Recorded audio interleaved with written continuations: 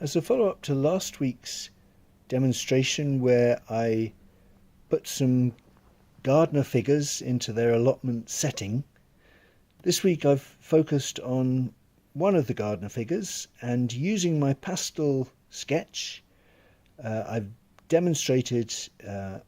small oil study of the figure, and I've shown you the mixtures of colours on the palette and the way that I've achieved them, and how I've gone from blocking in a negative shape of the background to working with the figure and then refining the edges.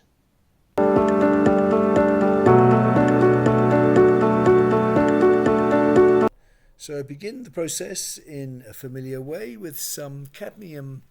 orange and some ultramarine mixed to make a brown base with which I tint the canvas, and then taking a fine sable brush and some fluid mixture of this brown base, I can sketch out the figure, and if I need to make changes I can smudge it, rub it out, and get my drawing to a level I'm happy with. And then with some lemon yellow and some black, and then another lighter mixture with a little bit of white and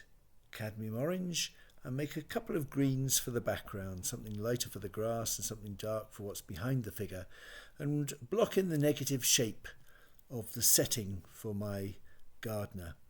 And then for each of the areas of clothing and parts of the figure I mix a darker colour and a lighter version of the same colour. The darker version will be neutralised with some of its opposite colour, like a bit of orange into the blue,